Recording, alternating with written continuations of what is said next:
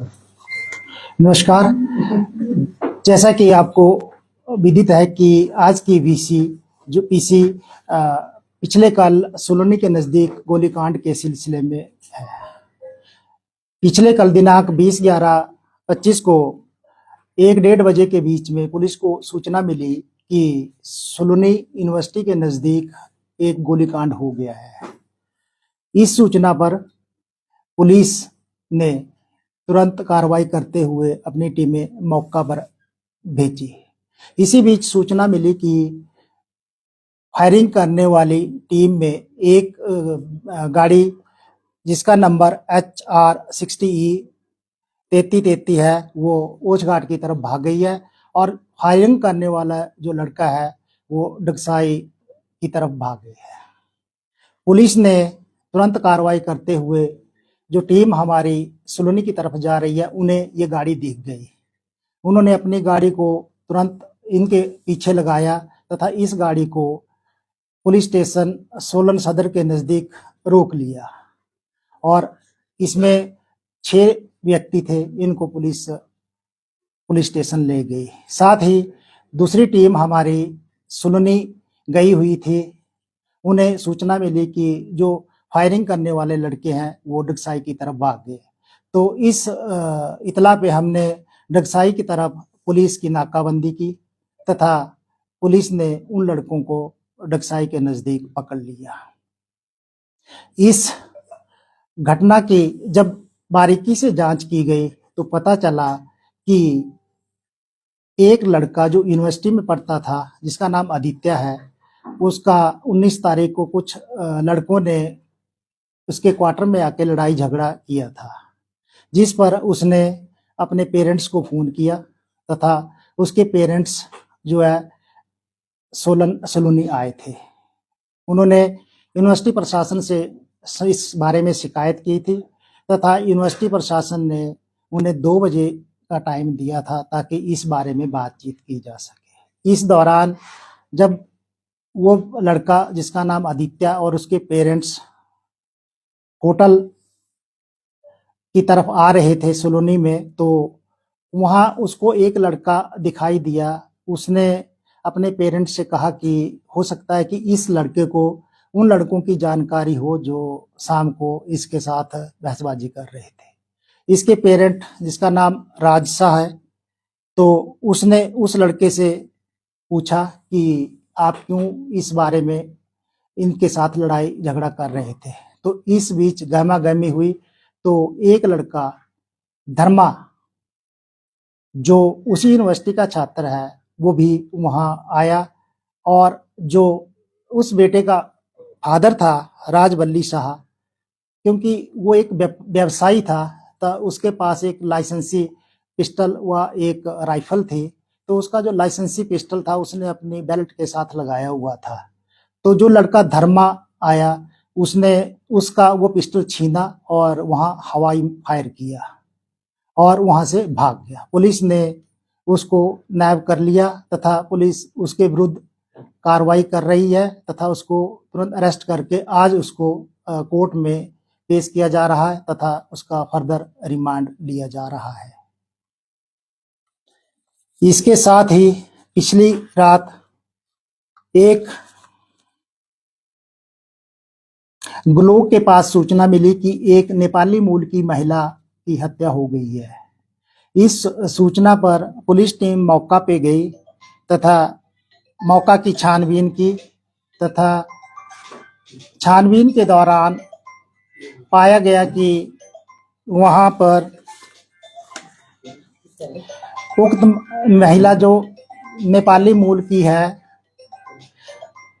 वहां पर उसका बेटा संजू, उसका चाचा विजय, जीवन और एक व्यक्ति सौरभ नाम का जो भी नेपाली मूल के ही थे वहां थे तथा इन्होंने शराब का सेवन किया हुआ था तथा उसके बीच में 1-1:30 बजे के बीच में ये सो गए थे। उनमें से सौरभ व्यक्ति जो उन्हीं के साथ इसने ड्रिंक किया हुआ था, दूसरे कमरे में जहां ये उक्त महिला सोई हुई थी वहां चला गया तथा इसके साथ जोर जबरदस्ती करने की कोशिश की तथा इसी स्कफल के दौरान उस लेडी ने भी इसके साथ काफ़ी बचाव किया तथा इस दौरान इसको काफ़ी चोटें आई तथा इस व्यक्ति ने उसका गला घूंट के इसकी मृत्यु कर दी तथा पुलिस ने काफ़ी अहम साक्ष्य इस व्यक्ति के विरुद्ध इकट्ठे किए हुए हैं तथा ये व्यक्ति जब हमने इसको पूछताछ के लिए बुलाया तो ये व्यक्ति इन सारी चीज़ों को नकार रहा था, लेकिन जो साक्ष्य जो इसके कपड़ों पे ब्लड स्टेन्स एंड जो बाकी साक्ष्य इसके अगेंस्ट जा रहे थे, पुलिस ने जब इससे सख्ती से पूछा तो इसने अपना सारा गुनाह कबूल किया। पुलिस ने इसके विरुद्ध इस सौरभ नाम के व्यक्ति के विरुद्ध मुकदमा दर्ज करके इसको अरेस्ट कर लिया है। आज इसको न्यायालय में पेश करके फर्दर पुलिस रिमांड हासिल किया जा रहा है। दोनों ही मामलों में पुलिस इन्वेस्टिगेशन कर रही है ताकि हर पहलू पे इस पे इन्वेस्टिगेशन की जा सके तथा जो भी ये आरोपी है इनको सजा दिलाई जा सके।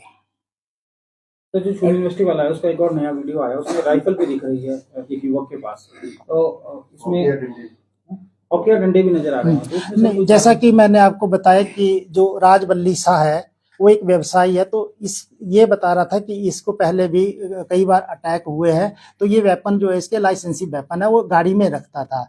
तो जब इसका वेपन उस व्यक्ति ने छीना और हवाई फायरिंग की तो उसने वो जो वेपन है वो बचाने के लिए, ताकि उस वेपन को भी ना वो छीन के हवाई फायर या कुछ और किसी को नुकसान पहुंचाए, तो उन्होंने उसको निकाल के अपने कब्जे में लेके और गाड़ी में डाल के जो है ओचघाट की तरफ पुलिस स्टेशन की तरफ आए थे। सर ये रैगिंग का मामला तो नहीं है, क्योंकि जो सीनियर है वो जूनियर के ऊपर उन्होंने अटैक किया है? नहीं, अभी तक तो इस तरह की कोई ऐसी चीज नहीं है। फिर भी हम यूनिवर्सिटी प्रशासन से इस बारे में बात कर रहे हैं तथा यूनिवर्सिटी प्रशासन जो भी इस दिशा में और इनको गाइडलाइंस दे रहे हैं कि बच्चों की इस तरह की जो न्यूसेंस है इसको रोका जाए। अब बाकी आपके माध्यम से हम एक और मैसेज देना चाहते हैं कि इस तरह की जो है गुंडागर्दी हिमाचल में बर्दाश्त नहीं की जाएगी। जो भी इस तरह का कार्य करेगा उसको हम बुक करेंगे। हिमाचल में सर की जो आरोपी है कि उसके ऊपर गन तानी गई और उसने तब छीनी। नहीं, अगर गन तानी होती तो वो उसको फायर नहीं करता, उसको छीन के किसी और के हैंड ओवर करता, फेंक देता या उसकी मैगजीन निकाल देता, लेकिन उससे जो उसका कृत्य है उससे तो उसकी इंटेंशन जाहिर होती है। खाली कर दी नहीं, खाली करने के और तरीके हैं। इस तरह से उसने आप देख रहे हैं वीडियो में, इस तरह ब्लाइंडली उसने फायर किए हुए हैं। तो वेपन का क्या ऑल इंडिया परमिट? हाँ, वेपन के उसके परमिट है। लेकिन सर इसमें कोई और सीसीटीवी फुटेज है? क्योंकि नहीं, बाकी चीजों को इन्वेस्टिगेशन का पार्ट है। अगर इसमें कोई और तथ्य आते हैं तो हम उन पे भी इन्वेस्टिगेशन कर रहे हैं। एजुकेशन हब तो बन गया, परंतु वहाँ पे पुलिस की कोई व्यवस्था नहीं है और वहाँ पे कोई चौकी नहीं है, या वहाँ पे इस तरह का? नहीं, पुलिस की पेट्रोलिंग जाती है, लेकिन हम यूनिवर्सिटी प्रशासन से भी अभी बातचीत करेंगे कि वहाँ जो है कुछ इस तरह के सख्ती करें और अपना जो भी इनका सिक्योरिटी सिस्टम है उसको टाइट करें, और जहाँ पुलिस की जरूरत होगी हम पुलिस जो है यहाँ भेजने की कोशिश करेंगे, और जहाँ भी इनके हॉस्टल एंड हुआ है उनमें भी हम सडन चेकिंग किया करेंगे। यूनिवर्सिटी को भी कोई डायरेक्शन दी है? आज को भी डायरेक्शन दे रहे हैं कि इनको जो बच्चे हैं आगे पीछे जो घूमते हैं इन पे कुछ तरह डिसिप्लिन करें। अगर इस तरह कोई बच्चा न्यूसेंस करता तो उसके विरुद्ध कार्रवाई करें, ये यूनिवर्सिटी प्रशासन पे। सर इसमें कोई रैगिंग जैसी बात भी आई है? नहीं, इस तरह का भी कोई ऐसी चीज। सर पिछले हफ्ते ही एक 0 पॉइंट के साथ एक कॉलेज के बच्चों द्वारा भी एक लोकल व्यक्ति के ऊपर हथियार से हमला किया गया, वो भी बाहर के लोग थे, जो बच्चे कह सकते हैं कि वो थे। तो इस तरह से आए दिन वहाँ पे कोई ना कोई चला होता है, तो उसको लेकर क्या रहेगा सर? अब पुलिस जो है इस एरिया में अपनी जो प्रेजेंस है वो बढ़ाएगी तथा इसमें हमारा जो पेट्रोलिंग सिस्टम है वो काफी सुदृढ़ किया जाएगा। बाहरी राज्यों से लोग यहाँ पर आ रहे हैं, उनके ऊपर पुलिस किस तरह से पकड़ा, किस तरह से चेकिंग? देखिए, जैसे इंडिया जो है एक कंट्री है, इसमें कोई भी व्यक्ति कहीं भी अपने काम धंधे के लिए जा सकता है, लेकिन जो भी नोटोरियस एलिमेंट होंगे उन पे हम पूरी जो है कार्रवाई करेंगे।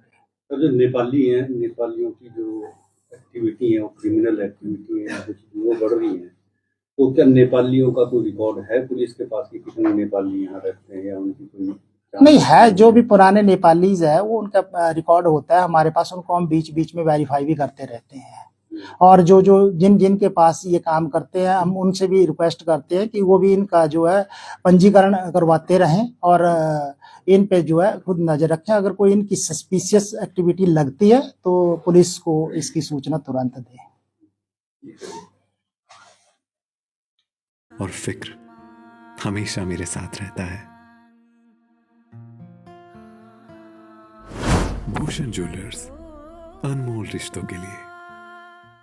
आया ना मुंह में पानी आया ना। आपने मोमोज तो बहुत खाए होंगे, लेकिन वाह मोमोज के मोमोज नहीं खाए तो क्या ही खाया। टेस्ट की बात करूं तो जब मैं वीडियो बना रही थी ना तो मुंह में इतना पानी आ रहा था कि जल्दी से मोमोज मिले और मैं खाऊं। वाह मोमोज।